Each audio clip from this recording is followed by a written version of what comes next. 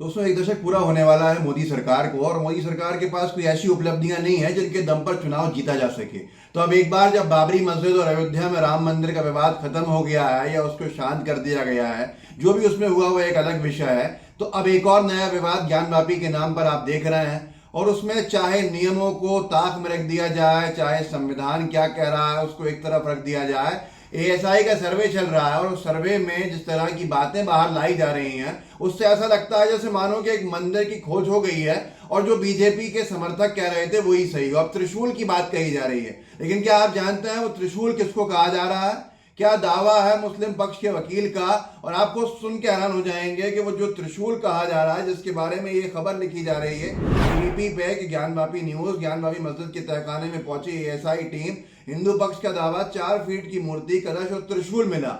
जो अल्लाह का नाम लिखा होता है उसको त्रिशूल बना के बताया जा रहा है कि ये त्रिशूल मिल गया है। अगर आप अरबी में देखेंगे कि या उर्दू में कि अल्लाह कैसे लिखा जाता है, तो वह आप भी कहेंगे कि हाँ ये त्रिशूल जैसा ही है, क्योंकि अल्लाह का नाम लिखा हुआ कोई भी लोहे की चीज या किसी भी तरह की या मिट्टी का बना हुआ पुरानी मस्जिदों में तो मिल ही जाएगा। और उसी तरह का कुछ मिलता है तहखाने में, तो जो अल्लाह का नाम लिखा है उस नाम को त्रिशूल बना के लोग बाहर कहना शुरू कर रहे हैं। जैसा कि सफाई जो है बीबीपी की न्यूज पर लिखी गई है कि ज्ञानवापी में त्रिशूल का चिन्ह नहीं बल्कि अल्लाह लिखा हुआ, एएसआई सर्वे के बीच मुस्लिम पक्ष के वकील का दावा। आप सोचिए कि माहौल खराब करने के किस तरह से प्रयास किए जा रहे हैं।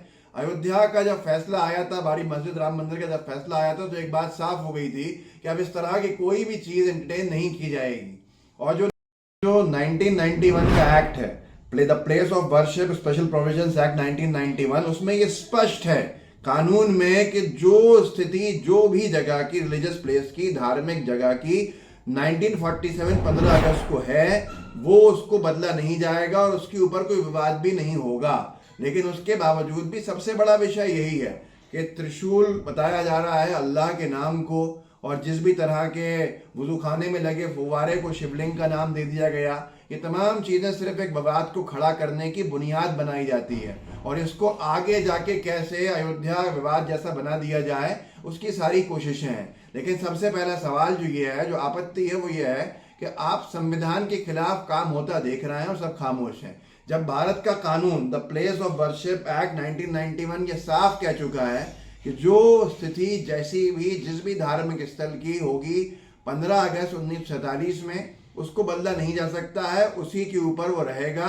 अब वो इतिहास में क्या था क्या नहीं था, पंजाब में पार्टीशन के बाद न जाने कितनी ऐसी मस्जिदें हैं जो गुरुद्वारे में परिवर्तित हो गई हैं, लोगों के घरों के अंदर परिवर्तित हो गई। तो मुझे लगता है कि अगर इस तरह से सवाल किए जाएंगे तो फिर बहुत लंबा चला जाएगा ये पूरा मामला। और ज्ञानवापी का मामला स्पष्ट है कि जिस तरह से सर्वे के बाद जिस सर्वे का ये कहा गया है कि उसको बाहर ले लाने की बात नहीं की गई है कि एएसआई का जो सर्वे किया जाएगा वो वहीं पर कॉन्फिडेंशियल रहेगा, लेकिन फिर भी जो एक संघी वकील हैं वो बार बार चीज़ों को बाहर इस तरह से पेश कर रहे हैं जैसे मानो कि बहुत बड़ा कोई झूठ पकड़ा गया हो और वाकई में मंदिर निकल आया हो तहखाने में। जिन्होंने त्रिशूल न कहा तो उसके ऊपर जब जवाब आया तो वो जवाब भी गोदी मीडिया को चलाना चाहिए। मैं आपको ये एक फोटो दिखा रहा हूँ, सामने फोटो साथ में लगा हुआ है, ये उर्दू और अरबी में अल्लाह का नाम लिखा है, और इस नाम के ऊपर अगर आप देखेंगे तो इसके फ्रेम्स भी होते हैं, लोहे के भी होते हैं, लकड़ी के भी होते हैं, मिट्टी के भी होते हैं।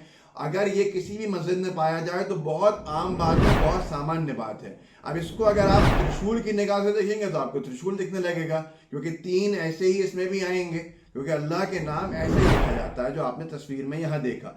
अब इसको बार बार विवादास्पद स्थिति करने के लिए इसलिए शायद कोशिश की जा रही है कि 2024 का चुनाव जीतने के लिए फिर से मंदिर मस्जिद कैसे लाया जाए, क्योंकि 2019 में तो अयोध्या राम मंदिर बाबरी मस्जिद के दम पे चुनाव जीत गए थे। लेकिन अब क्या होगा? ये हिंदू और मुसलमानों को तोड़ने के प्रयास हैं, हिंदू और मुस्लिम एकता को खत्म करने की कोशिशें हैं, और इसमें अगर आम नागरिक आ रहा है तो ये दुखद है और चिंता का विषय है। पहले जो मस्जिद है विवादास्पद, उसको बनाने के लिए उसके फव्वारे को किसी और रूप में दिखाया जाता है। गोदी मीडिया ऐसा रिपोर्टिंग करती है जैसे मानो कि बहुत बड़ा झूठ था बेनकाब हुआ, और उसके बाद उस जगह को सील कर दिया जाता है कि आपने एक हौज को, और दुनिया देश के हर मस्जिद के अंदर आपको जो पुरानी है उसमें वुजू खाने मिलेंगे, वुजू खाने में फव्वारे लगे मिलेंगे, और फव्वारे को अगर आप शिवलिंग कहेंगे तो आपको पूरा अधिकार है, क्योंकि वो दिखने के अंदर तो उस तरह का होगा। लेकिन क्या देश की और दुनिया की हर मस्जिद फिर आप यही कह देंगे? क्या जिस जगह पे फुव्वारा लगा है उस जगह को आप कह सकते हैं कि ये मंदिर है? ये बड़ा सवाल है। जिस तरह से माहौल खराब करने की कोशिशें की जा रही हैं वो आपके सामने है, और अगर माहौल खराब होता है तो नुकसान आम नागरिक का होता है।